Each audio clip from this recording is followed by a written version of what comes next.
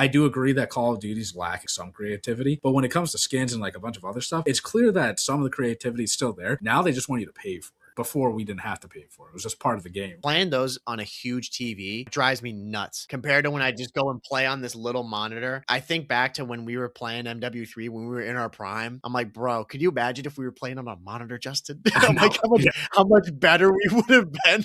We were cooking people and we're playing on 50-inch flat screens. We're sitting crisscross, like breaking our necks looking up at it.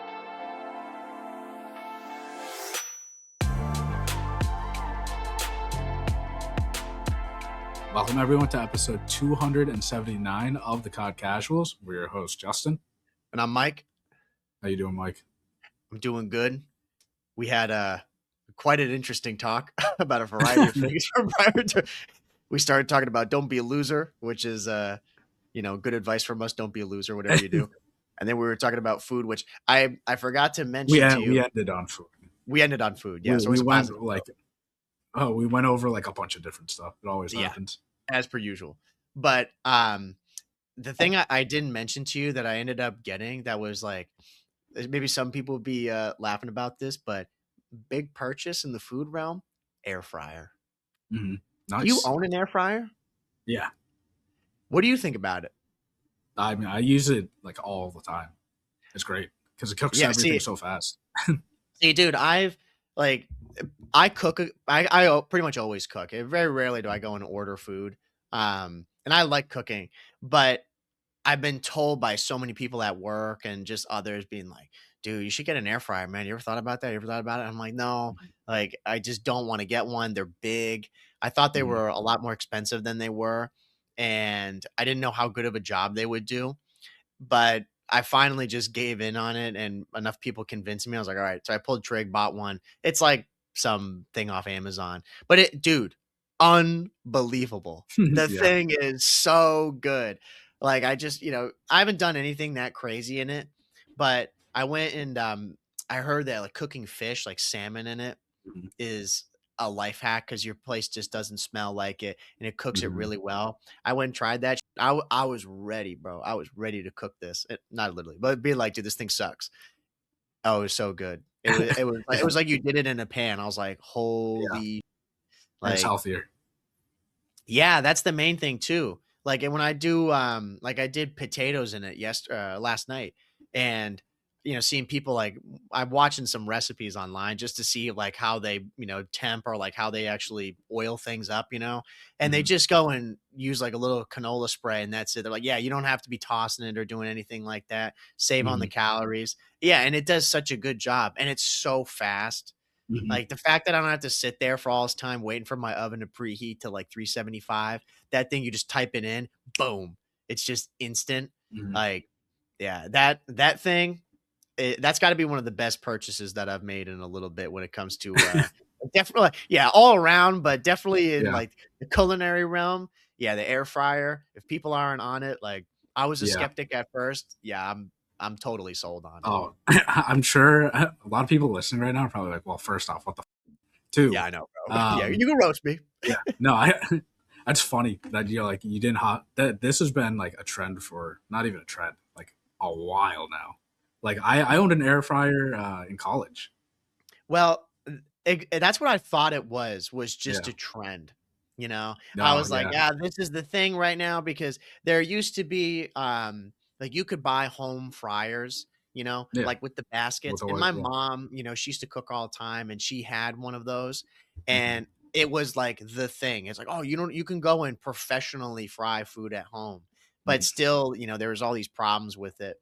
And then with the air fryer, they, it made that whole machine obsolete. But I was still just being like, I don't know. Like, I don't know how good of a job it does. It probably doesn't compare. So I don't want to have something that like it kind of does the job, but it sucks, But no, it does the job. Like I made like homemade fries in it, and I was like, dude, there's no way. Yeah, I rarely use the oven. Like I rarely ever use the oven. Yeah. It's always in the air fryer or like on the stovetop. Yeah, it was pretty amazing to see. I haven't gone like I have chicken thighs that I'm like, do I dare? Like, do Yeah, I go? you do. But It's good. yeah, but that's the thing. Everyone's just like, yeah, dude. Like, what are you talking about? Just go ahead. it's Like, it's trial and error with those because chicken thighs, like if they dry out really fast. So yeah, you're just gonna have to experiment with the air fryer, um, or like cut them thinly, or like pound right. it down. Which yeah, it works though. It's Yeah. really good, like very Yeah. very good. I'm just I've been in a state of shock with it because now whenever I'm thinking of things I want to do, I'm like, oh dude, I'd have to get like 3 pans going to be doing this. I'm like, oh dude, like I need to go and I have zucchini. I'm like, I gotta use that up. I'm like, oh bro, just throw that in the air fryer. It's no big deal. Mhm. Like, and the thing's mad easy to clean and it's quiet Yeah. as hell. Like that machine, I mean, I wonder who started the air fryer. There's gotta be one guy out there. Like whoever that Yeah. guy is, I salute that man. He's an absolute genius. I don't know what like, I know it's basically like a convection oven, That's yeah. That's all it is. but the fact that it could do it so quickly Yeah. and like it's really consistent, even from like I've used it maybe like 6 times so far since I Mhm. bought it. Um, but it's just always good, you know. Mhm. And again, it's Dude, so easy to clean too. I'm gonna use her right after this when I go eat there. Yeah, the Dude, you can throw anything in there, like, dude, leftover pizza in the air yes, yeah, fryer. Like, you only do it for like a minute or two, and like it makes a crust, nice and yeah. enough to hold out the pizza, and then all the cheese is like nice and soft. Bro, I'm at that point where you're like the 9,000th person who said that about it. They're like everyone I talk to who's had it just says, dude, there's no other way to reheat pizza other than Yeah, the air yeah, fryer. Like it's almost just as good as when you first got it. I'm Mhm. tempted to just buy a pizza and barely eat any of it just to air fry that shit. Yeah, Like, yeah. It's good. It's because so I good. want to see how good it is. Mhm. But yeah, that's how I'm doing. I'm doing good. I got an air fryer. Yeah. Like, definitely a revelation, but I don't know. I can't The complain. the last thing, because we're not talking about air fryers the whole episode. 'Cause people probably like I can't. You can just skip forward. We have the timestamps. Yo, you gotta listen to this shit. This is the best Like stuff. a few Christmases ago, I got my parents an air fryer, but it was like the dual air fryer. Okay. So it has two different zones. It was like a ninja one, so you have two different baskets, so you can cook two different things at the same time. And again, me, I'm all about efficiency. When Yeah. I only need one pan. Like you get the one pan cooking whatever. If you want to use the oven, you got the oven too to like keep things warm. And then you got two baskets now, cooked at different temperatures, and everything can be cooked like pretty quick. And the most important, like at the same time. So like Yeah. your meal will be ready in your pan, and then the air fryer, like you can let it sit in there for whatever, like a couple minutes, and it's still gonna be warm because it's just circulating heat. Yeah. It's the amount of genius ingenuity that went into that machine is it's Mhm. impressive. I mean, That's now I when I saw those ones that were like $250, or just ones that like you're saying they've got multiple tiers or they're Mhm. huge. I didn't understand it, but now after using it, I totally get it. I'm like, dude, you could do multiple things at the same time. Your whole meal could just be in this Yeah. thing. Mhm. Like you don't have to worry about doing any like I'm just still using this as a side thing. Some main things Mhm. I'll do, but then I'll still use the stovetop. But I can absolutely see, especially too, if you live in a small apartment or like maybe you barely have any space or like there's some places I'm sure out there in like New York City or godforsaken places where you don't have an oven, or have Mhm. a stove. Dude, you could just use that thing. Mhm. Like the college dorm hack forever. That Yeah. thing. Yeah. Like, bro. That's why air fryers are a great like what is it called? Housewarming gifts. Yeah. Moving in somewhere, like air fryer is great. Yeah. Now I'm gonna add that to my list. When our friend moves into his house, that's the Mhm. first thing I buy. I'm gonna ask him if he has one. If he doesn't have one, I'm Yeah. like, boy, I've got a gift for you. There's a lot of like just things that I've learned like moving out, just things that are so convenient in your life that if once you have it, you can't go back. Oh yeah. Yeah, definitely. Like and also just Mhm. you realize there's things that you didn't even realize that you needed, but now when you move Mhm. out, you actually do need. you know? Yeah, yeah. I'm starting Like, to get to that too with like my setup. I'm trying to yeah. like really make a step now and optimize my gaming setup because I Hmm. want to have it be more more gaming based. You know what I Yeah, mean? yeah, Like yeah. I've got my PlayStation on like a nightstand here. Hmm. I'm like, no, I want like a full on thing that when we go to PCs, I'm like, oh, I've got a spot there for the PC. I've got a Hmm. spot for the console. You know what I mean? Just something that's like fully optimized and there's no like, I don't know. It's There's no not there's no blocker. Like you want to just sit in your yeah, chair and then hit a button and go. The ease of yeah, use. Like I've always exactly. been like that. Uh, I care about like very little details. So, like with the podcast, I have my mic set up here. All I do is I sit down, I open up what we need to do, turn on the lights, and just go. There's no Yeah. like I don't need to set up a bunch of stuff at once because it's just like an extra step that I don't want to do. If you can Yeah. like build it into your workflow, it's great. Um, It, and yeah, there's just a lot of little things like in the we stay in the kitchen, the scrub daddy, dude. That is God, one product that like everyone needs. Everyone bro. needs that.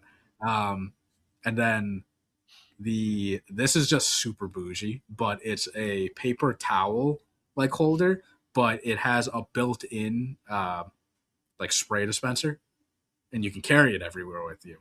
So when you use a paper towel, you're most likely like cleaning up something, and it has like a spray dispenser built into it. So you carry it, you spray down what you need, you clean it with the paper towel, and then you put it back in, and you're good. So you Damn. always have it with you. Man, I never even heard of that, bro. Yeah, exactly. Yo, I didn't you find got out to about send it me. until You'll have to send me a link, bro. That's sick. Nah, I'm with you though. I'm all about like just in my place trying to optimize things, you know. And that's definitely when I've looked at some of the things that I have. The gaming setup is one that I definitely want to upgrade. Like I've never been one to care about my gaming setup. Back when I lived at home, I would just sit on the edge of my bed and had some terrible TV setup and would play that way. And then, you know, when I moved out, I had a better monitor and started to upgrade things here and there. But even now, where, yeah, I've got my desk, obviously. And like I said, I have a nightstand here.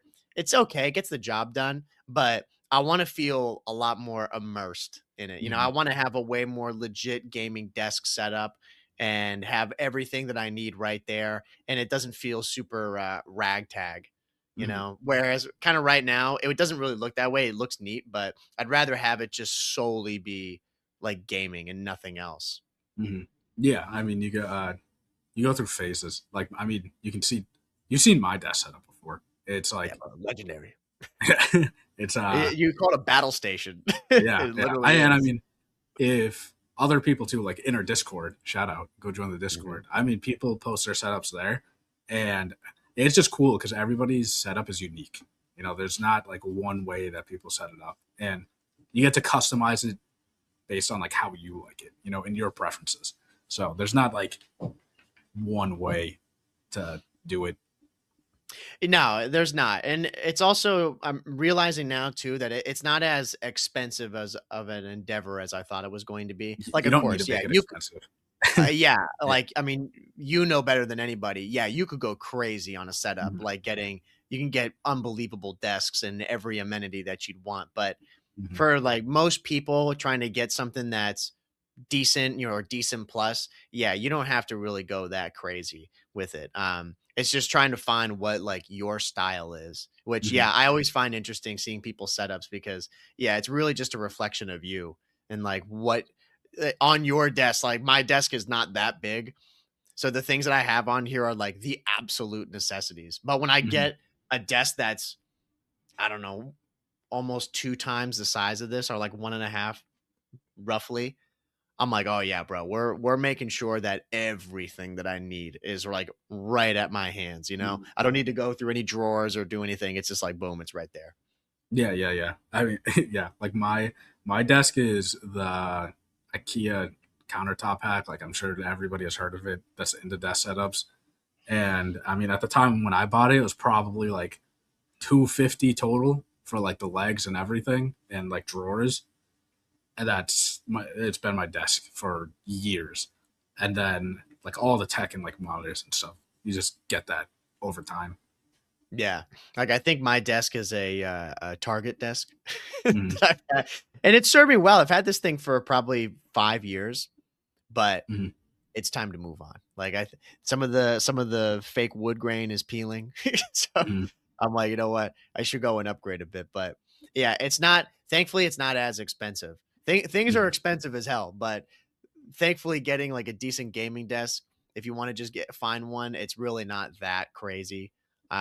So I'll probably be talking to you about trying to find like certain ones that you'd recommend at some point. Yeah, I mean, again, there's a budget for everything. Like Oh I yeah. I always recommend spending your money on the stuff that like really matters, the monitors and certain tech items that would actually help. But yeah, you can make it as expensive as you want or as cheap as you want. I mean, my desk I've had for a while now, and it's I mean it's been great. It's lasted me for a long time. Yeah. Now, some of those things that they do go a long way. Like the monitor was definitely a big upgrade. And that was Mhm. also, I think, probably the best upgrade ever. One of those where when you go from playing on, and probably other people can relate to this if you do play on a monitor, or hopefully if you plan on saving to get one, it's absolutely worth it. Like the difference in quality, and just experience from playing on some rando TV to then playing on an actual monitor, is massive, you know. Mhm. And even when I go and play the old games on PS2 and 3, and I play those on, yeah, like obviously the technology for the TVs now is way better than what we once had, but playing those on a huge TV, oh, it drives me nuts Yeah. compared to when I just go and play on this little monitor. Like, I think back to when we were playing MW3 when we were in our prime. I'm like, bro, could you imagine if we were playing on a monitor, Justin? I I'm like, know. Yeah. how much Yeah. better we would have been. Like, we were cooking people, and we're playing on like 50-inch flat screens, Yeah. and like we're sitting crisscross, like breaking our necks looking up at it.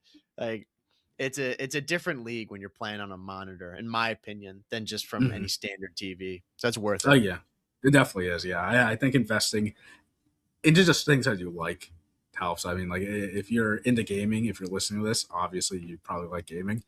If you have the extra cash, I just think it's cool to customize the stuff that you like.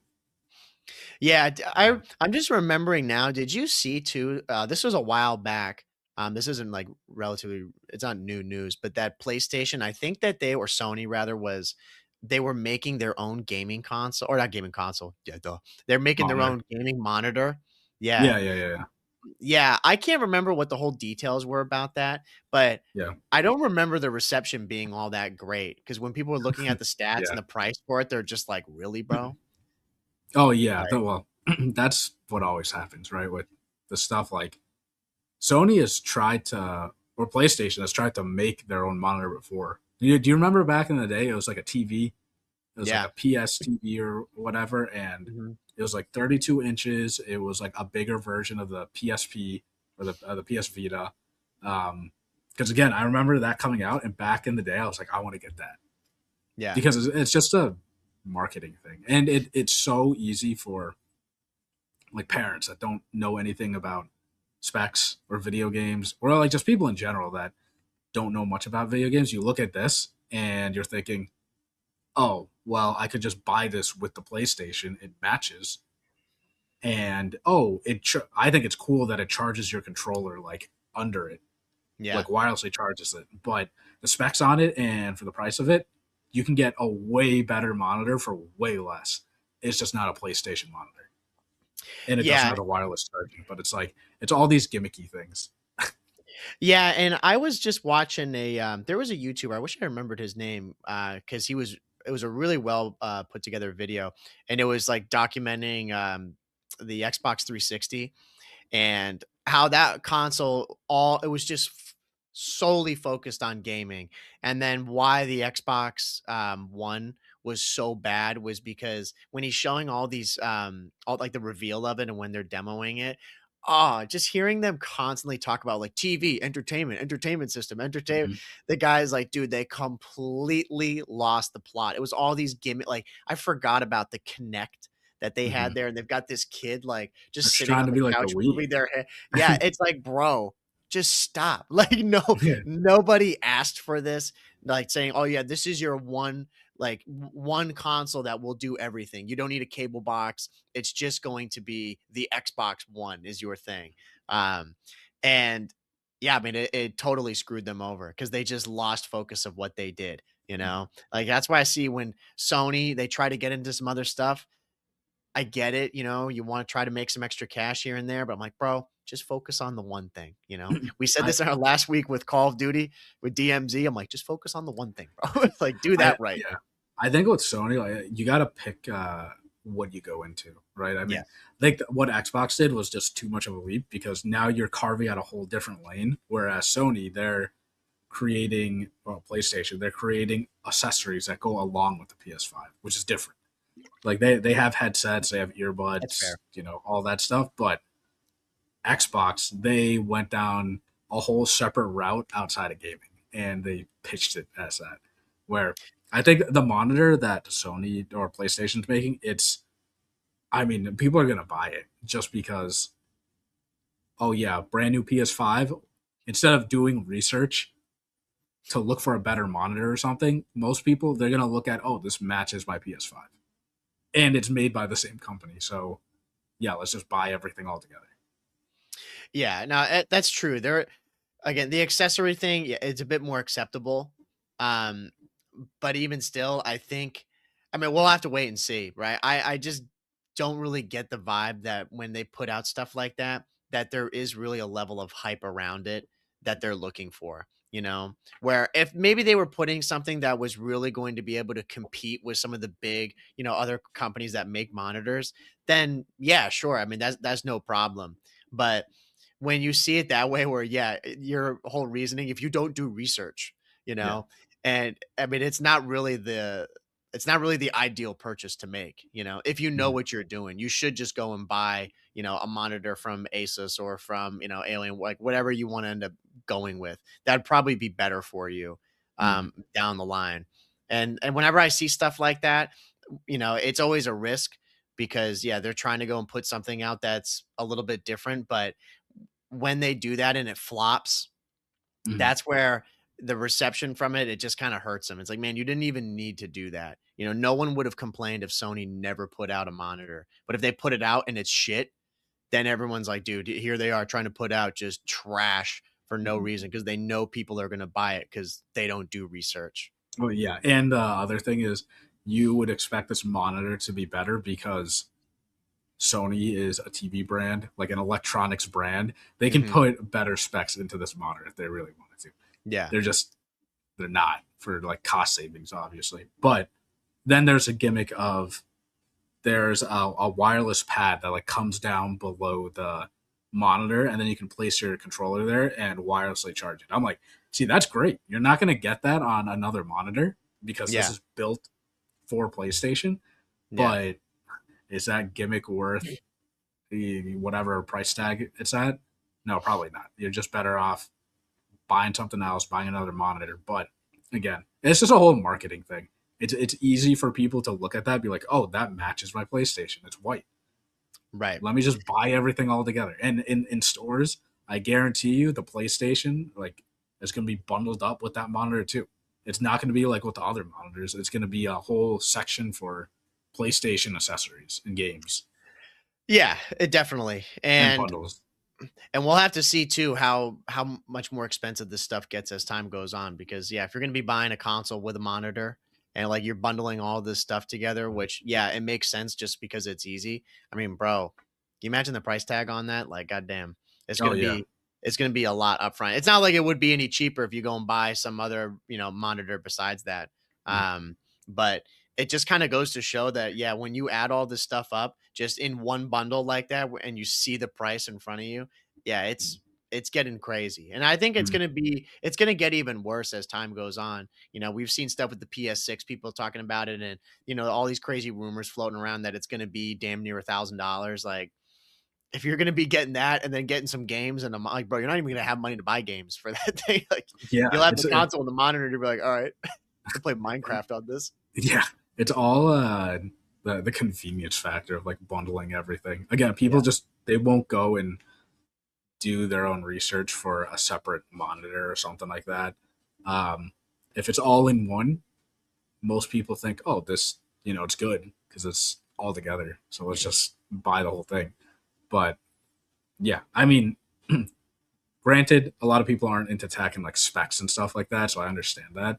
So that's where the marketing, has a huge toll in people and influences a lot of people because, like at work, I use monitors for work all the time. They're garbage, you know, but Right. they get the job done with Excel sheets and stuff. But you know, people at work talking about setups, right? People that work from home, they're just got their laptop and a monitor on like a kitchen table or something. And to myself, I have this whole thing, and people they can't believe I have a setup like this, but the, gaming's my hobby, so I'm spending money on what I like. Whereas they think it's a waste of money. They'd rather go spend it on I don't know some other stuff. But yeah, it's different. Definitely different because the monitor that like work provided me, it sucks. I mean, it just gets the job done. It's 1080p, not quick or anything. My monitors are pretty old now, but they're still way better than what I use at work.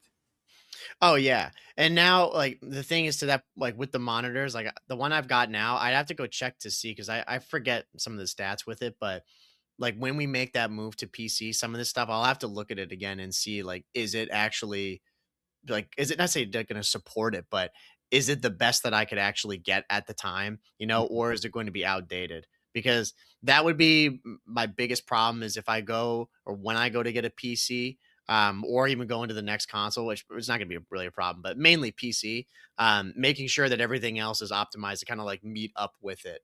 Mhm. Um, which is once again, I don't really want to think about that price tag, but it'll be here soon enough, I'm Yeah. sure. Well, that's why you just buy everything like, one piece at a time. Yeah. Because I think a lot of people fall into the trap of they look at tech setups and like gaming setups and they want everything all at once. The Yeah. majority of people that build their setups, they're not buying everything at once. And also, I always recommend it. Don't do that. Not just because like financially it would fucking kill, but also I don't think a setup is ever going to be stagnant. Like you're always going to want to change your setup because you go through different phases. You're going to want to like style your desk differently or set up your monitors differently. So if you buy everything all at once, let's say you just buy all the best stuff, cool. I guarantee you the next year you're going to want to like change it up again. It's always changing. Right. Because yeah, new tech is always coming out too on top of that. But also your style just changes. Yeah, that's a fair point. You get some of the basic stuff down, but when I see some people who go like crazy hard on their setup, and yeah, it looks sick.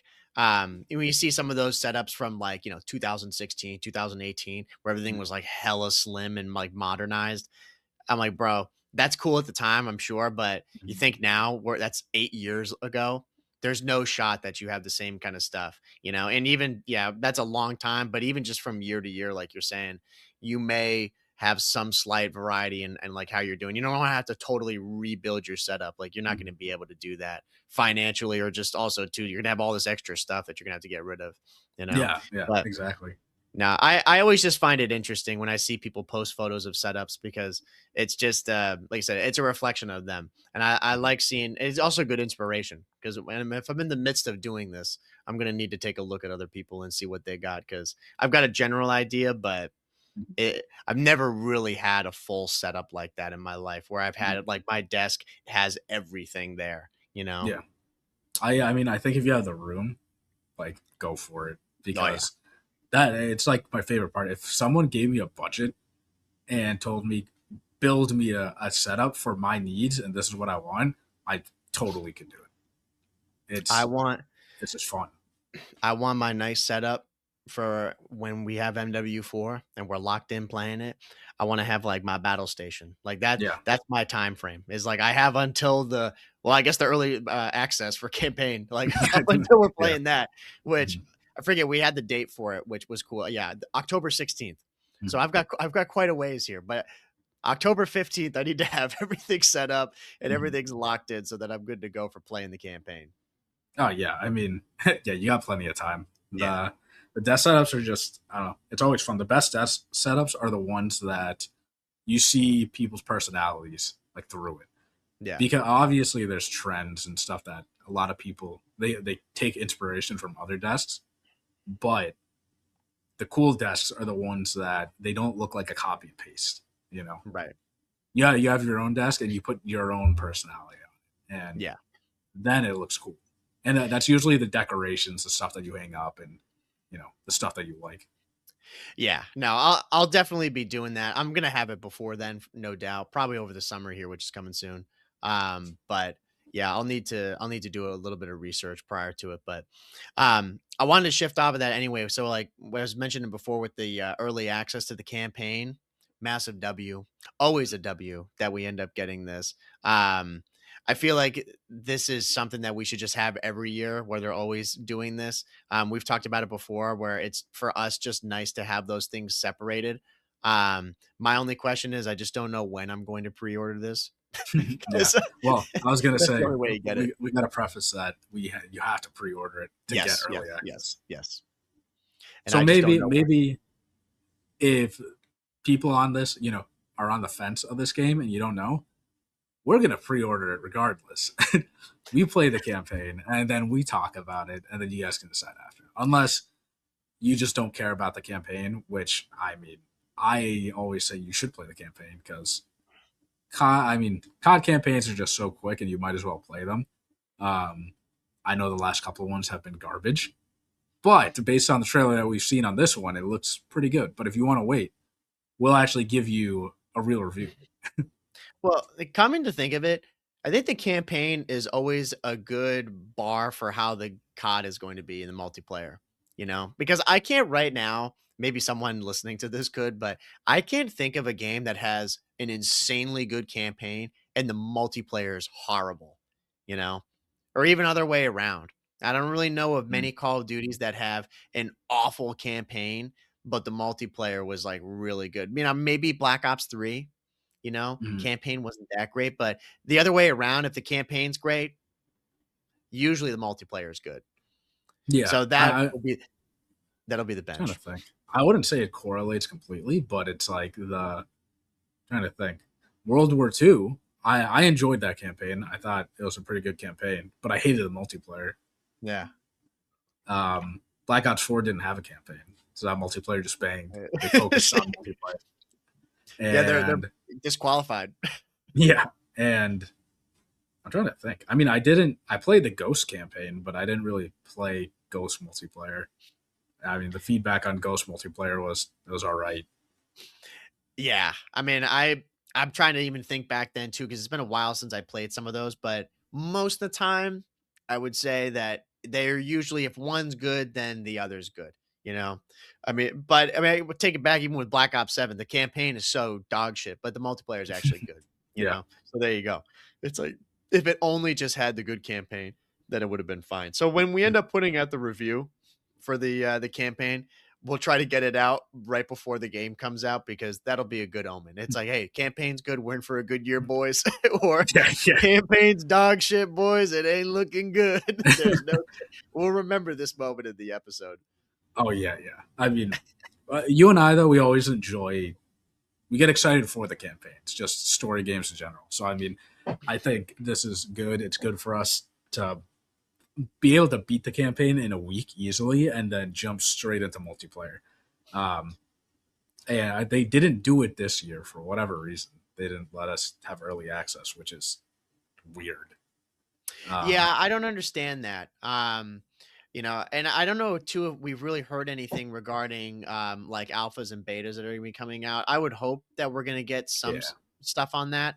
Um, which is wild to think that there was a time where we really didn't get to access that stuff and give the feedback. But no, I'm happy to be seeing kind of what we've already talked about so far. The only other thing that came out, there was some leak regarding the gunsmith, and there was an image of it that was, shown.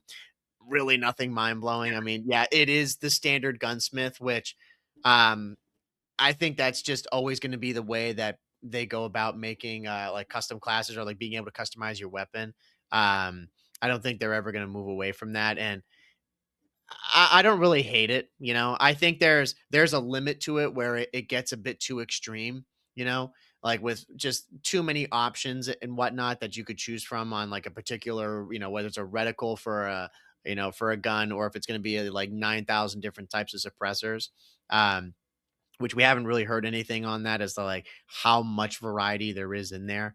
But yeah, the fact that Gunsmith is coming back with IW, no real surprise there. It's definitely going to be something that stays for the foreseeable future with Call of Duty. And yeah, I can't really be too upset about it, honestly. Yeah, I mean, again, our conversation earlier, it's a reality. We kind of just have Yeah. to accept it, and it's part of the game. And to be honest, I think we'd be surprised with the amount of people that enjoy Gunsmith. I mean, a lot of my friends that don't like play video games on the day to day basis, they like messing around with the Gunsmith. So, like, what these developers actually want, people using these absurd classes, which you and I will pick up a weapon, and I'm sure people listening to you pick up a weapon in a pub, and you're like, what in tarnation is this thing? This thing, ACOG sight, silencer with like a barrel mat or something crazy. On an LMG. Yeah, and people use that though, and people enjoy customizing their classes like that, which you do you. I only do that stuff for camos and for um, challenges. That's Yeah. it. I mean, the more bare bones your weapon is with like a couple attachments after that, the better. But that's also implying that you can shoot straight and you can just manage it, because I'm sure if you let one of your buddies, here use this class and it's just a red dot, the attachments that every pro uses, they can't shoot straight with it. No. It's optimized for ranked play and to play competitive, and people can't do that because it's not super OP or anything. And I've always felt that the classes that the pros make are the best because they're the most optimized, but also like, the easiest to use. I had felt that for a while, but when I've had people come over and play and just using classes like that and then compare to what they're using, where yeah, they'll have, thermal sights, or they'll have, these crazy ACOGs that on this game, I've never even used them. Like there's some stuff on there that I'm just like, dude, what is this? Like, where did you find this on this particular gun? And it's wild. I don't play around with customization on weapons anywhere near the amount that they would expect me to with all the attachments that they add in there. I find my simple things that I like and I just stick to that. And I pretty much all the classes that I have in BO7 right now, I've had those for months. Mhm. I change them a little bit depending on what's going on in the CDL, to just kind of, match with them. And I try it out. But there's times where even I think it was one of the last updates they had done with I forget which gun it was. I think it was with sub. And oh, I hated it. I hated the change. I'm like, nah, fuck that. I don't need to go back to it. Mhm. So I just leave it the way it is. But that's it. Like those classes are basically set in stone. I don't do a lot of variety throughout the time of owning the game when I hop on and think, oh, maybe I'm gonna go try out this whack setup with this AR. Why not? To Mhm. me, I have no interest in doing that. I know this works, and to me, why should I stray from that? Mhm. No, yeah, exactly. I mean, I wouldn't say the opposite, but I use every create a class spot, and they're all different variations of whatever the meta is, minus three. Three of those classes are my challenges classes, and leveling up like whatever weapon. Yeah. Those are my like free for all classes. But um, I've said it before. You do learn a lot, like when you pick up these weird weapons from someone. You're like, oh, I've used this before because I had to get a camo or something with it. And you're a more, I would say, like well versed player because you can pick up any weapon and do well with it. But the pro classes, I I think a lot of people forget that this is, yes, it is one of the best weapons in the game, but it's optimized for ranked, so they're trying to make it as like balanced as possible competitively. Because I mean, there are attachments now that are way better on the Oh MPC yeah. and the M4, but they don't use it in ranked because it's too OP. And you and I, we follow that in pubs because why change it? But also, there is no like GA or where we need to listen to that. We could build the most OP weapon in pubs and just fry. But I will say the people that always like call you out on, oh, you're using an NPC or you're using a graphic, you're using the M4. It's people that watch competitive and they always forget like the LMGs in this game are probably the best guns in the game. They shred. Yeah. And when you see someone using an LMG in pubs, I'm like, okay, like you're gonna cook with this because you have the Yeah. right attachments on. Yeah, you know what they're about instantly, Yeah. and there's certain play styles. Like I remember what was it, on Shoot House or one of those maps that they had back in, I think it was in Vanguard. There was one of them where it was all just like wooden, you know, it was like I think it was called Shoot House. Um, and I remember seeing this clip. I think it was Sensor who was getting fried on there because some guy just had an LMG and was just wall banging all this stuff. It's like, yeah, bro, if you have someone in a position like that using an LMG, for example, there's just no way you're going to touch this person, And they can just shoot straight. I Yeah. mean, someone that's confident playing Yeah. Call of There's, Duty. Yeah. yeah, dude, there's been some of those guns I've picked up and yeah, they're whack setups, but then when you shoot through it, I'm like, oh my God, like this Yeah. thing Yeah. is insane, but yeah, we usually stick with the rank stuff because or those setups because we're gonna kind of use it as practice to then go into ranked. Mm-hmm. It would screw with me if I'm using some broken setup and then I have to almost like change the way that I play and I give myself false confidence thinking that, oh yeah, dude, I'm fine with this gun. It's so good. And then when all that gets stripped away from you and you're shooting circles, Mm-hmm. yeah, you're screwed. And we don't got time for that when we're playing ranked. I'm like, bro, we got to get in there. We got to be knowing what we're doing. So I feel like if I could shoot with one of those guns, then that's kind of my idea for if I'm going to be good at that game or not.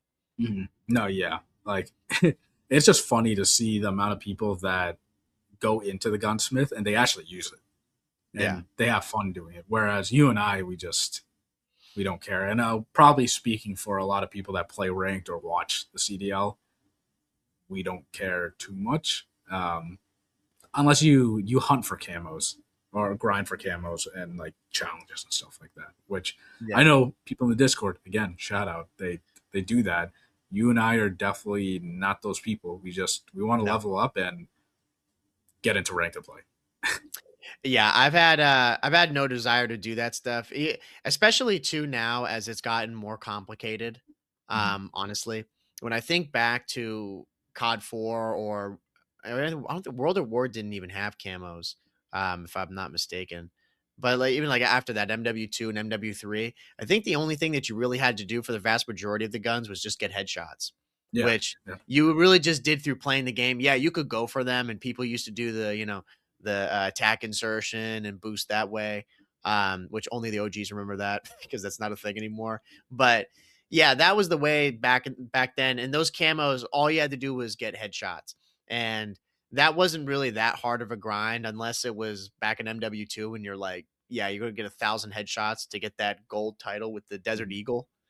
I mean, that's an insane grind beyond belief. Or like the F2000 or the I think it Mhm. was the G11.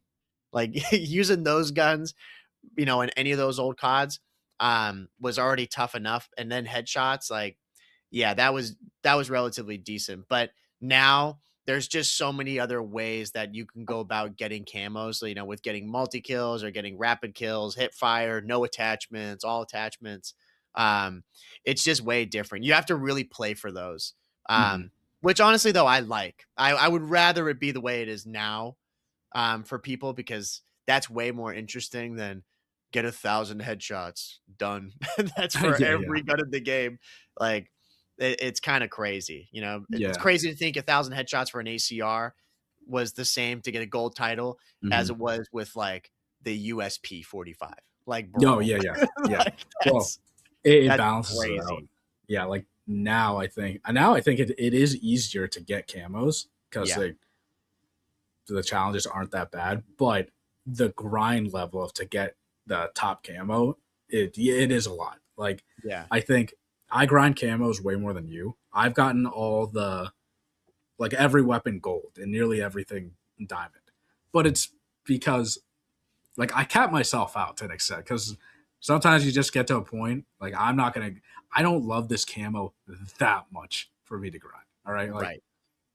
I liked back in MW3, the OG MW3, you leveled up your weapon to max level, and that was it.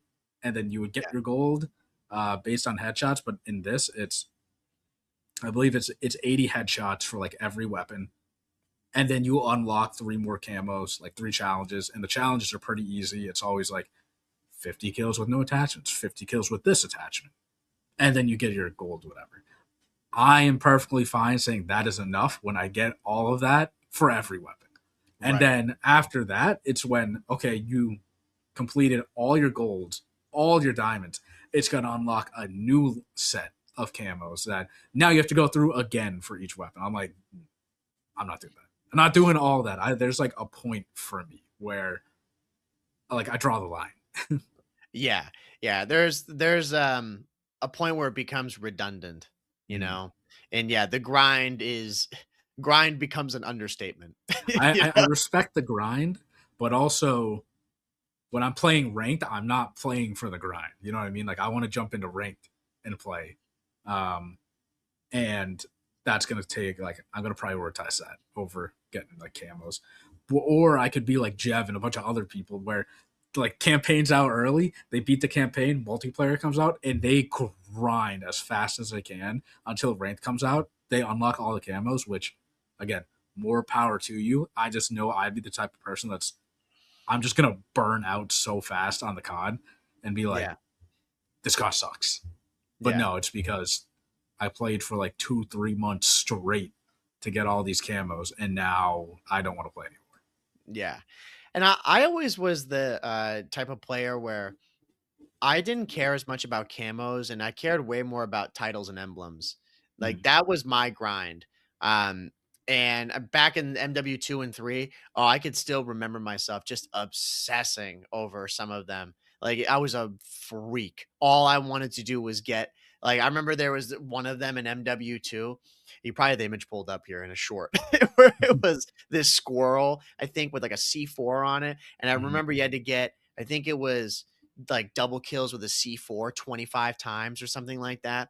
mm. Oh my god. Like I agonized over trying to do that. And it was all just cuz I wanted this stupid emblem, but Yeah. it was because I knew that when people would go into the lobby and they'd see that, I'm like they knew. They Mm. they knew Yeah, that I yeah. suffered to get this. But Mm, now you don't really see that, you know. mm, Titles and emblems I don't even in the past couple of CODs, I rarely see like how much of a grind. Like it's not easy to find them. It's not like it was in Cold War.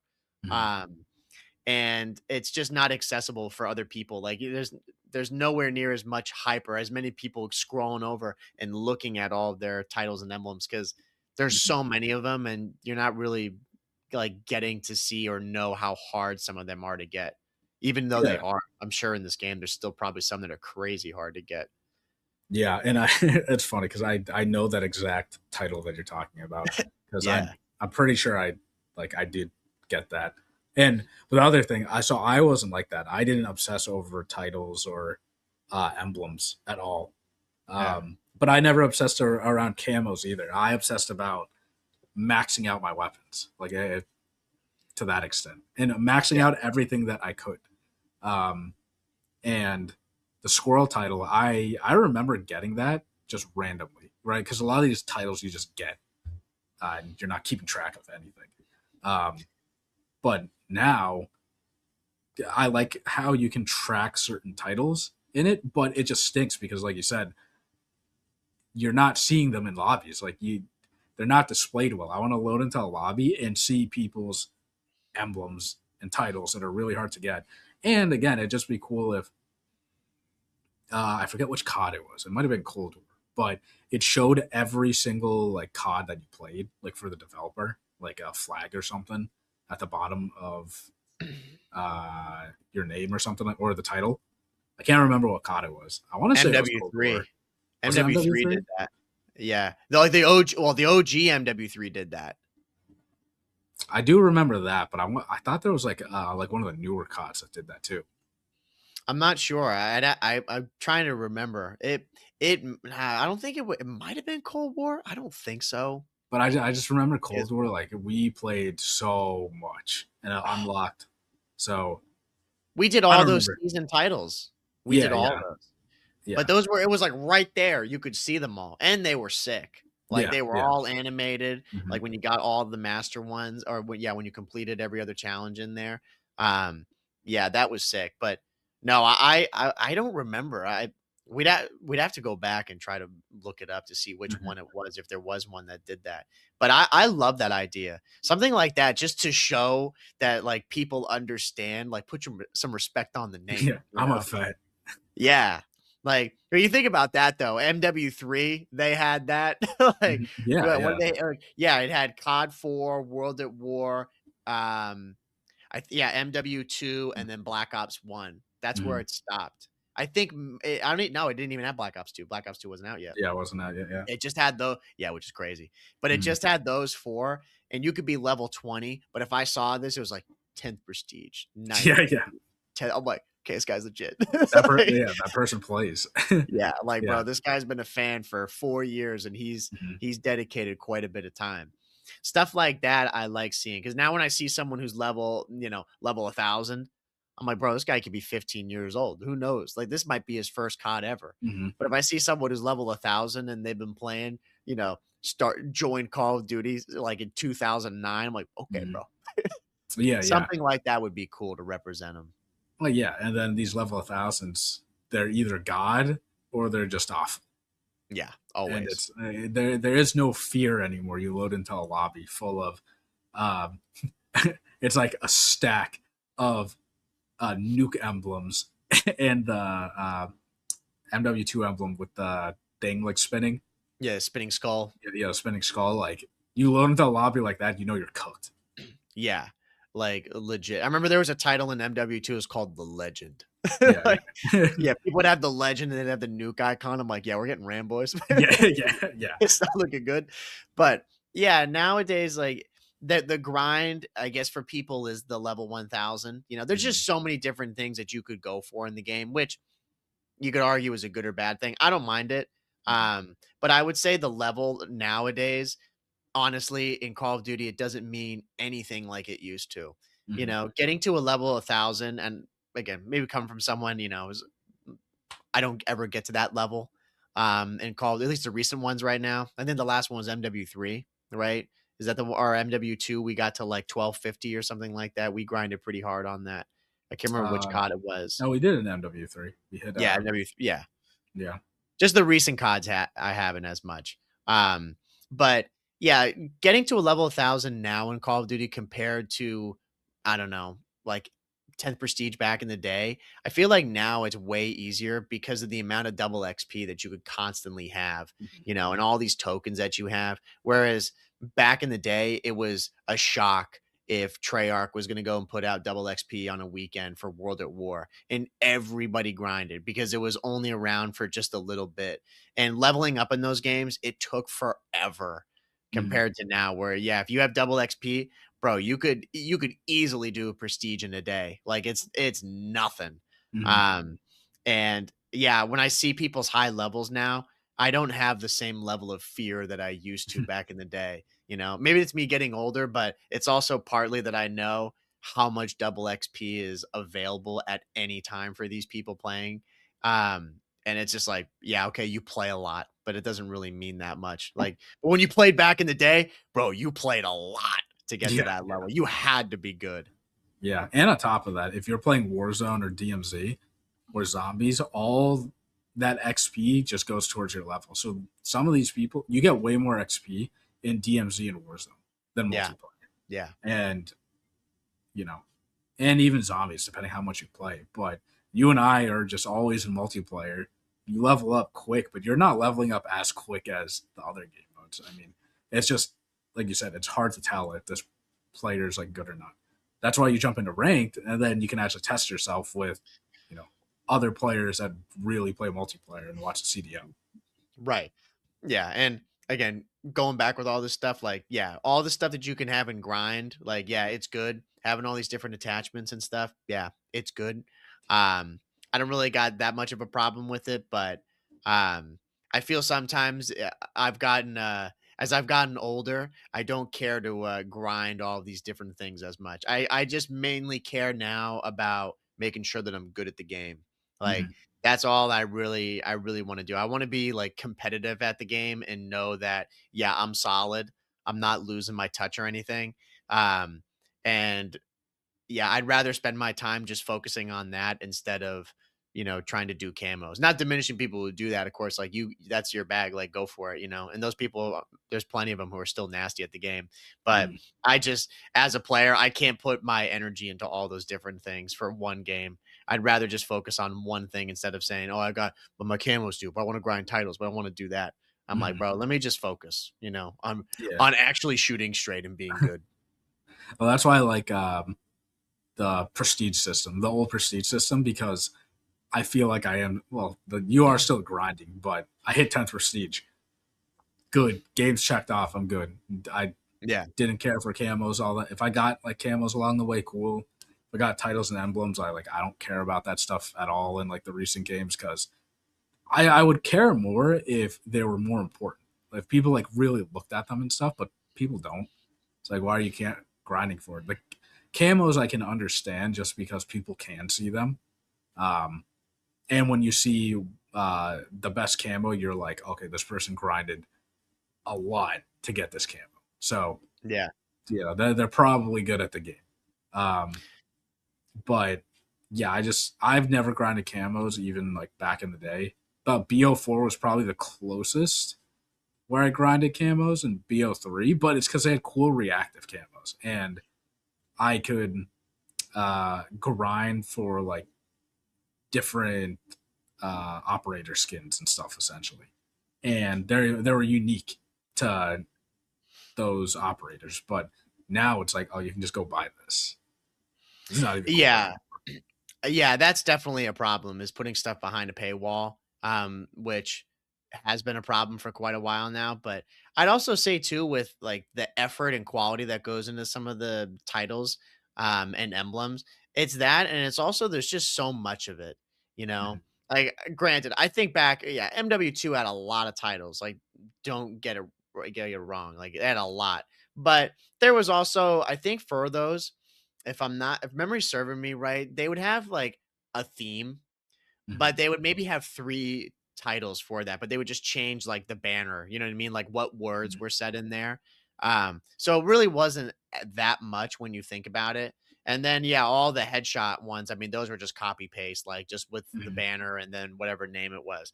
With these, there's so many different ones. There's no real like, this sounds so stupid. There's no flow to them. They're just like Mhm. random ass titles that are all over the place.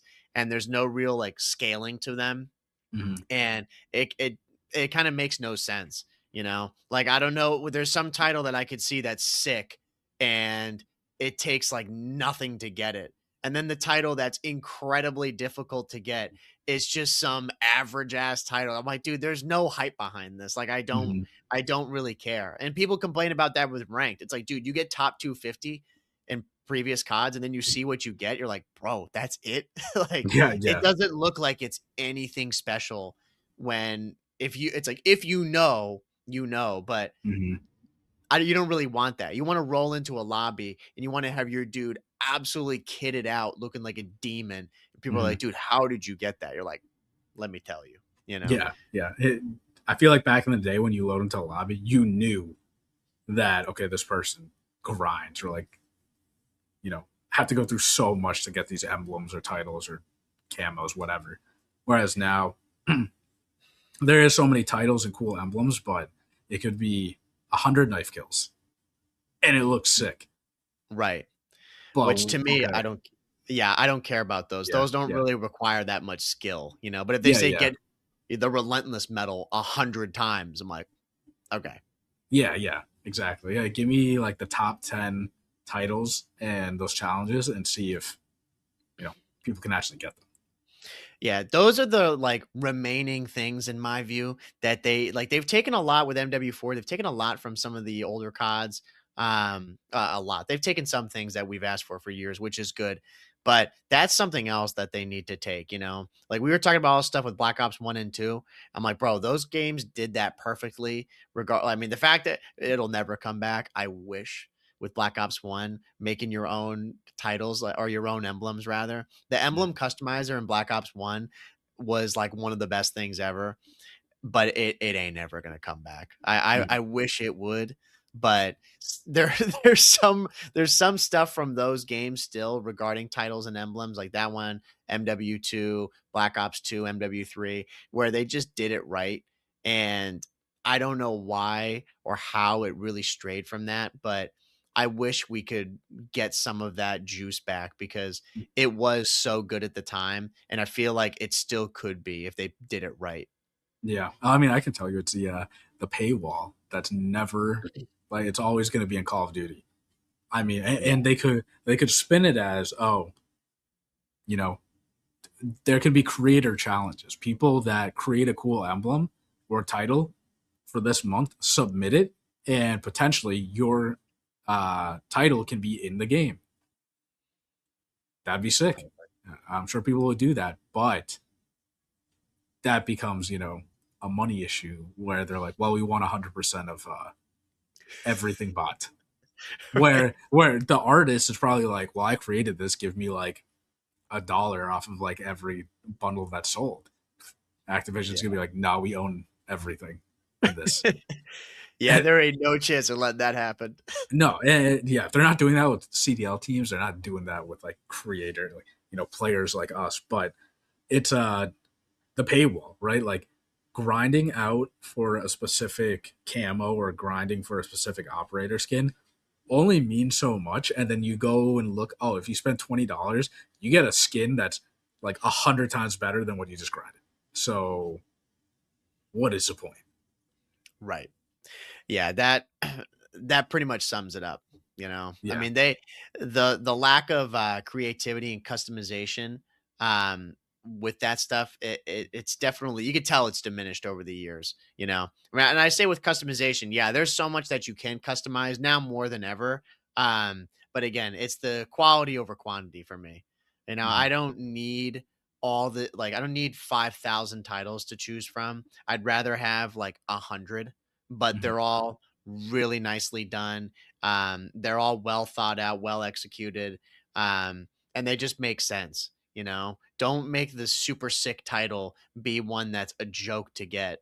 You know, Mhm. comparatively speaking to one that's on the total opposite end, or yeah, hiding the best stuff, which we've had. And I mean, even with this COD, there's some levels to that. It's not as bad, but there's absolutely been years in the past where you look at the stuff that's $20 and I'm just shaking my head like, dude, that's so sick.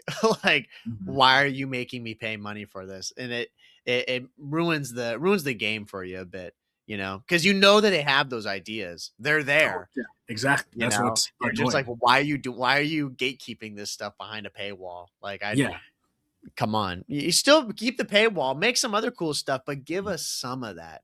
Don't give us yeah, yeah, just dirt.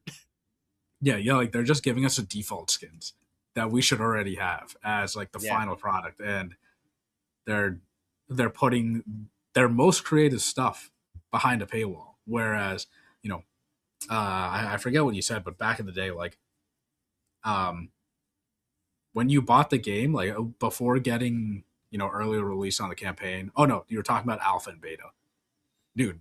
There was none of that. It's like the game dropped. That's the game. You buy Right. that game, and that's what it is. And now it's we need to give feedback for them, which is a good thing, and I guess like a bad thing at times. Because how Mhm. did we get COD 4, World at War, MW2, MW3, Black Ops 1, Black Ops 2?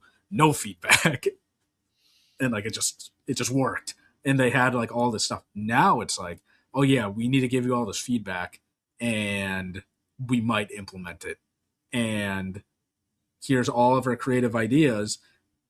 I do agree that Call of Duty's lacking like some creativity, but when it comes to skins and like a bunch of other stuff, it's clear that some of the creativity is still there. Now they just want you to pay for it.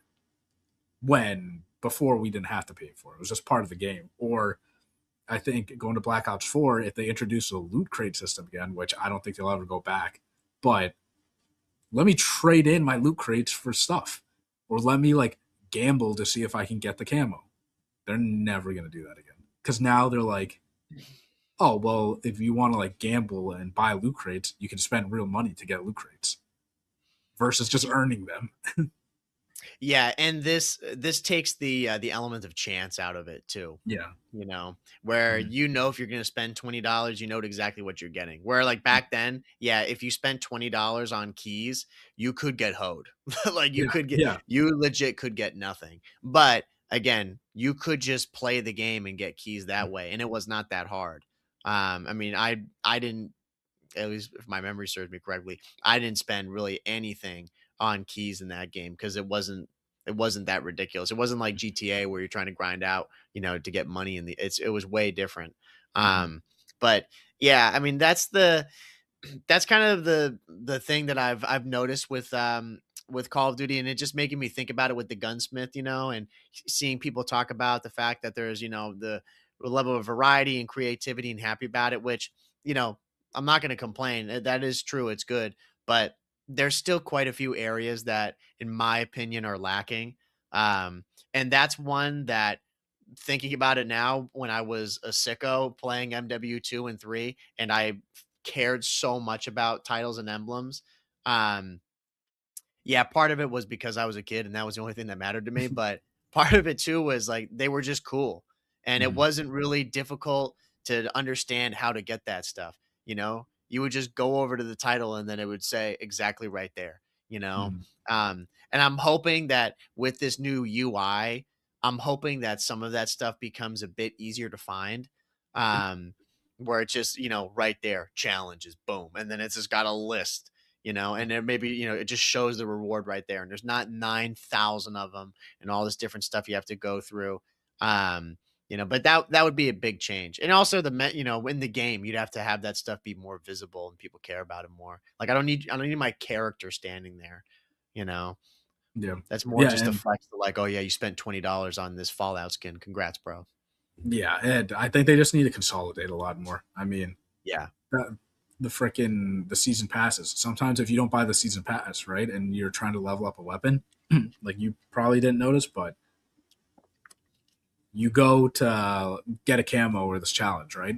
You don't have this attachment because it's in the season pass. So you have to level up the season pass to get this attachment. Then you can go and unlock this attachment to use for a camo. It's like, why is this behind a paywall? Or the roadmap, you unlock everything with tokens, but then you unlock the final one. You don't actually unlock the final one because No, there's you one don't. that you, what is it? It's like Black Void or something. I forget what it's called. Black Cell. Yeah, Black Cell. So you're telling me I spent all the time and just max this out, Yeah. but there's a better version that I have to pay money for. Yeah. Or I could just skip this whole thing and just spend money out the gate and just get all the levels out. Yeah. I'm like, well, this is just very transactional at this point. And uh, I just want to play the game. Like, why do I need to keep spending money on the game that I already bought? It's like the same model as GTA, like you said. It's do you remember when GTA 5 came out and everybody was just grinding for money? And then they introduced the shark cards. And then they started introducing, oh, if you want this car, it's way more expensive. Like, I'm Mhm. talking like outright, like $10 million or something. Because back in the day, when GTA first came out, it was the Bugatti, right? It was like $1 million. The adder. The Yeah. adder, yeah, it was $1 million. That was the most expensive thing in the game, and people were grinding for that. And then Rockstar started making the currency like insane on all this stuff. Yeah. They're like, "Oh yeah, you can grind to get it, but you just got to grind for the next decade to get all this stuff." Which I don't know. I'm sure people have done, which is that's absurd because Yeah. yeah, the I remember the car that I got. I grinded legit was a cheetah. It was 800K, and then there was a money glitch after that. I'm like, fuck that. I'm abusing this, and I'm gonna Yeah. do the Yeah. money Yeah. glitch. Yeah, that game fell into the realm of, at least for us, where yeah, most of the stuff that you wanted, they were kind of forcing your hand. Where if you Buy the wanted the really shotguns. yeah, if you wanted the really cool stuff, just to experience it, and you didn't have all the time, that's that route that you went. And in Call of Duty, most games have done the same thing too. They're banking on you really wanting to fall in love with something there, but you just don't have the time, so you're going to pay for it. Um, which I've always hated it. I want them to give like an option to be able to grind for this stuff, but yeah, there's some that they just strictly lock behind paywalls, which I hate it. It just, again, it robs you of the experience of the game. Anything that's Mhm. being made for this game, I honestly should not have to be paying for. If I already paid for the $70, or God forbid, these people who are pre-ordering the game and you're going to be buying, like, ultimate editions or whatever edition that they have of it, you're now telling those people that if they want more stuff in the game, they need to spend more money. Like, bro, the fact that you could be spending, and I never would even imagine, now you could be spending hundreds of dollars on Call of Duty Mhm. is wild to me in 1 year. Mhm. It's strictly cosmetics. You Mhm. know, I just it's crazy. But yeah, the machine is oiled and doing well. So yeah, there's no chance they're gonna stop that anytime soon. But it's sad though. Yeah, yeah. It's for people like us that grew up on old games where there was no paywall necessarily. And I remember GTA was like really the first one where I felt like I have to spend real money to get Yeah. the full enjoyment out of this game now. And then we all just like fizzled off GTA at some point because of dude, it's just like impossible in GTA to get a yacht. There's $25 million like in that game to get it legit. It's like they're forcing your hand. No one has that time unless you work. Your full time job is playing video games. You're streaming, um, or you're just a kid. Yeah. No, it's way different than how it used to be. I don't there's some things that I miss from that era, but there's things that I don't. That's certainly one thing that I do. Um, and I hope with the game, like closing out this whole thing, because we're going off, but hopefully people feel the same way with it. If you were around back then, I just hope that at some point, strictly from a cosmetic state, and with this game, I hope some of that dust that we had back in the day makes its way into this.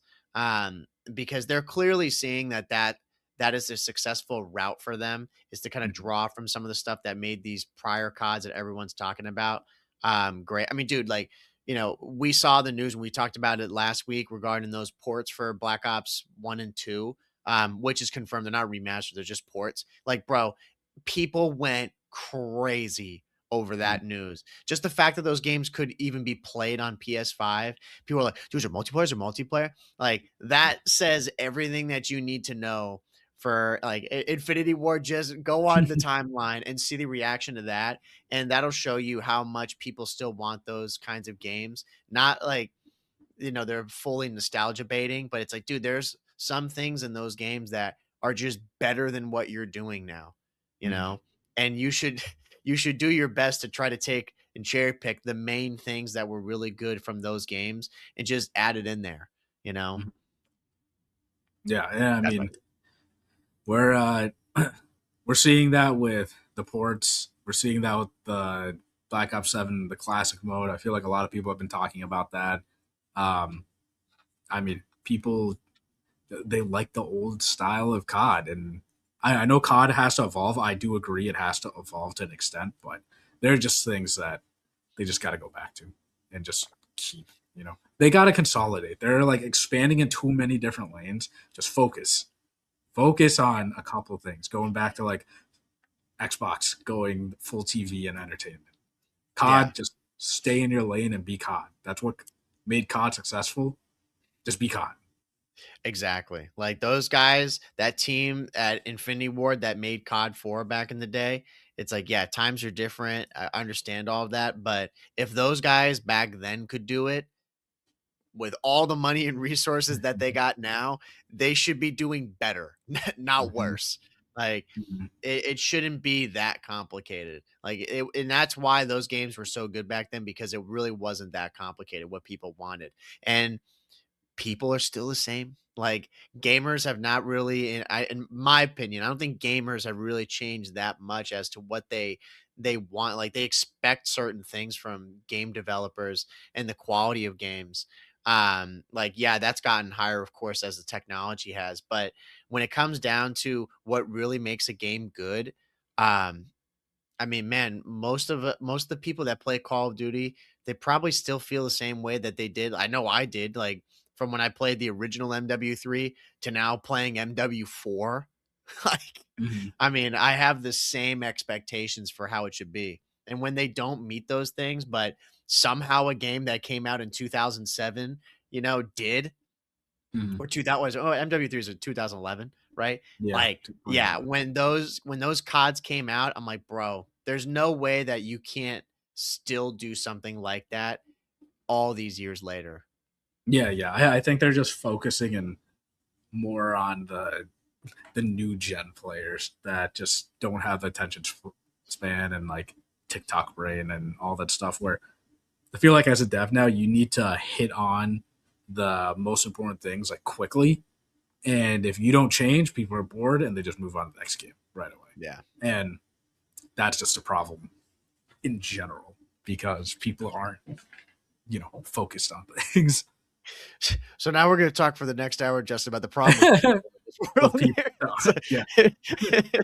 Well, I mean, we went on a lot about MW4, COD, all that stuff in general, but we got to talk about CDL like a tiny bit because Mhm.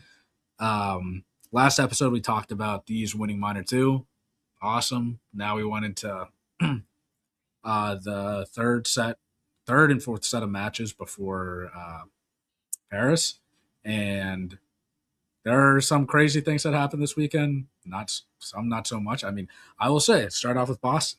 They're in winners bracket going into this major. Who would have predicted, Justin? Yeah, they It's beat unbelievable. they beat Koi. Absolutely. That was awesome to see them Yeah. beat Koi. And first off, Afro's frying. The Yeah. He dude is looks really good. frying.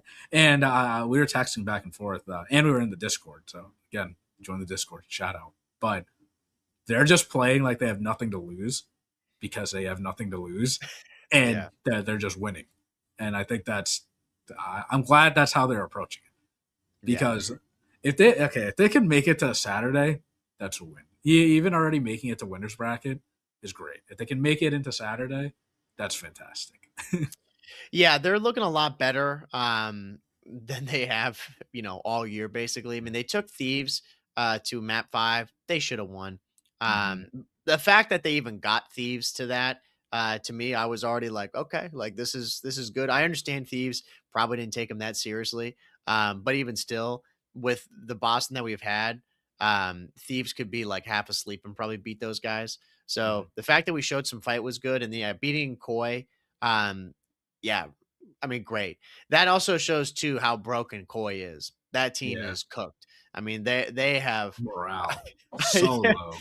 I think I can't remember who it was that was saying it on one of the flanks where they were talking about Joe Deceives. I think it was Enable. He's like, bro, that guy's MVP of the year. Like, bro, I knew he was good. We all knew he was good, but I didn't realize that he was literally throwing that whole team in his bag and carrying them Mhm. up a mountain. I mean, Jesus Christ. Mhm. They have fallen so bad. Their top 4, I think, is completely out of the question for that team. Mhm. Um, it's it's really sad to see where they've fallen, but it's nice though because then Boston steps in and just takes that knife and twists it. I'm like, yeah, you just lost to Boston, and I'm over Yeah. here, the banner, or the jersey still hanging up. I'm like, let's go, boys! Yeah, Like, yeah. so No, yeah, the that good to see them win. Yeah, and the Koi situation, yeah, I feel bad for Kleenex, man. That guy, like, dude, Yeah, yeah, I think he's a free agent after this year. He has no loyalty. He yeah, should leave. He needs yeah. to He leave needs a change of scenery for sure. because, like, I know he's won a lot with Insight, but also, dude, they had like Kleenex has teamed with Joe Deceives, you know, arguably the best player this year. He teamed with Scrap, arguably the best player that year, and now he's on a winning team. Um, Yeah. Teamed with Envoy, you know, another winning player. It's like all the pieces are right there, but like he can't close in the big ones. So because I think Kleenex is still disgusting. It's just he needs to be on a different team right now. He keeps getting hoed by like the org somehow. It's like he's one piece away from winning, and then they get rid of Scrap, they get rid of Envoy, they get rid of Joe. It's like God. Yeah, I mean, he needs to. I think a change of scenery probably would do him good. Because Mhm, I don't know how desirable that team is going to be, especially with all the drama mhm, and rumors, floating around with that team and management. I don't think it's really that desirable. mhm, And especially too after Joe DeCease left, like one of the best players that they could have had, they let him go. And yeah, there's really nobody at that team right now, like all due respect, that people are gonna want to go there to play with. mhm, Um, so yeah, I think he needs to jump ship. I mhm, don't. Who knows if he will and what's going to be available, but I mean, dude, if you get the right group of people and you get a different team, I mean, you could make it happen. And look at Envoy, that G2 team is looking really good. Like I'm thrilled for that team. I want them to do really well. mhm, You know me, I always like an underdog and I like people with a story. I'm like, these guys got taken off their team. I'm like, and now they're stepping up. Like, mhm, I hate to see Nasty on there, but I love to see it at the same time because, he's a really good player and he needed a change. And yeah, he's finally like showing up a bit more.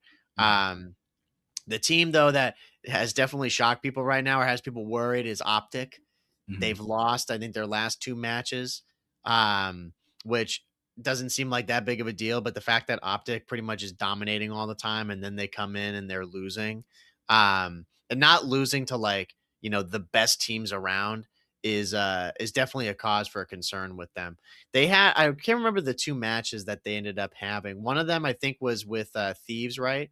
That they played, or I'm trying to pull up the Yeah, matches they're here not quick to thieves. see if They I can find they them. played uh Get the answer in a Ravens, second. and they played um was it Surge?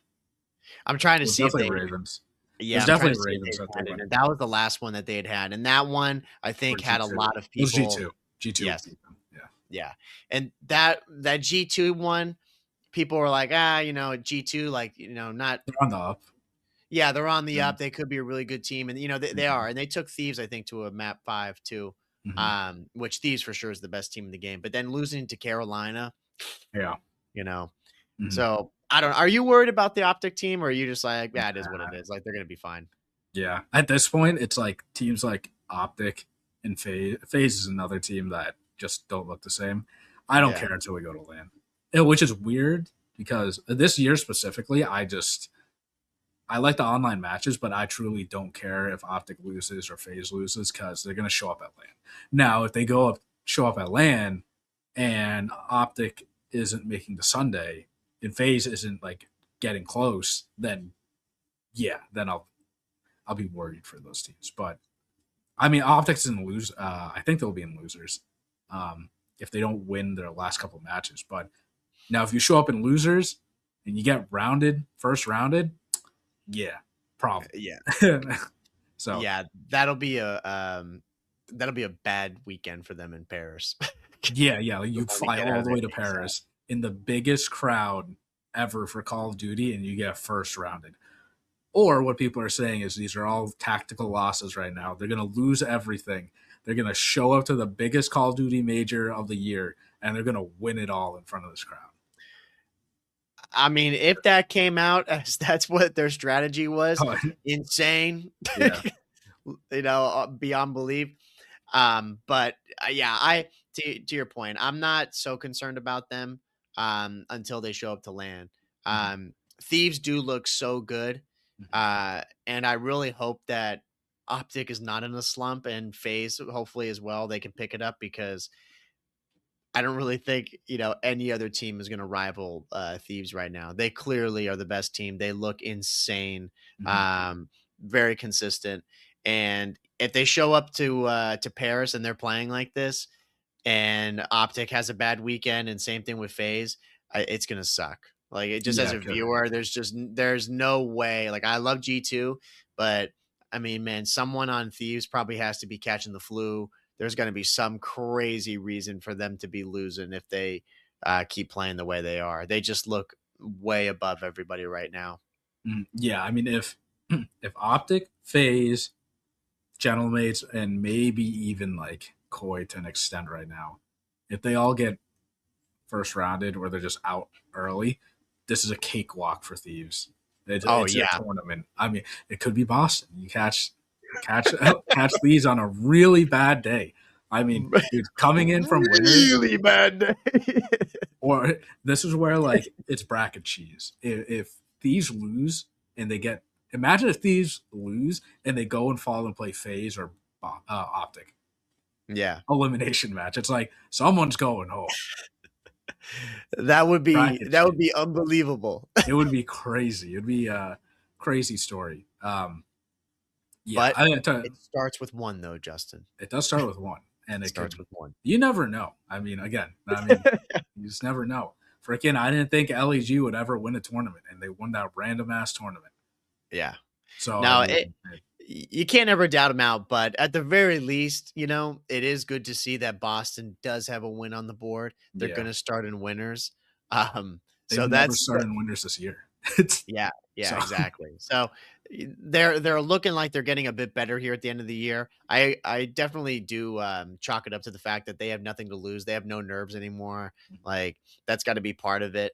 Um, and maybe it's too that they're gelling as a team. They're starting to kind of get some flow going. We'll have to see, more from them. But I hope, of course, they keep this trajectory, you know, on the upward because I don't want to see them just continuously lose and be like, the when I watch the flank, they're like skip, skip. I'm like, yeah, that's my team, bro. That's I my know. team. Yeah, yeah, yeah, I'm like, but also I agree though. yeah. I know. Yeah, but I mean, wrapping up the CDL stuff, I outside of Boston, if there is a dark horse team, I want to see G2 Yes. because Yes.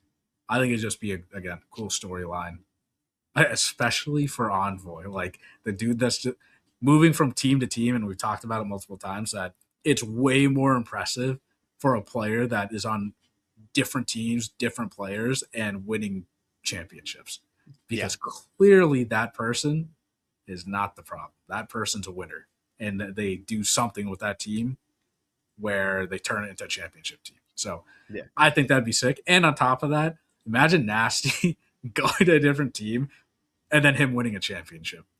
It just like it boosts all the confidence for all these guys. Yeah, it would be it'd be amazing to see if anyone's gonna do it. For the dark horse teams, G2 is definitely the realistic one that they absolutely could. Gentlemates, it's gonna be a tough one for them. I Give me think a they just need G2 more versus time. Gentlemates. G2 Yeah, G2. winning. Yeah. Yeah, I mean, I can't wait to see that. Like, that's Yeah. gonna be the matchup of all time. It's gonna be a matchup of the weekend, Mhm. especially if Optic and all of them bow out early, bro. No one cares about. Everyone's just gonna be like, "Yo, can we get a G2 versus Gentlemates grand Home finals turf. instead?" Yeah. Yeah, we'll just Yeah. we'll just give Thieves they can take the trophy, but Yeah. but Yeah. this is the players match. We need to see this go down.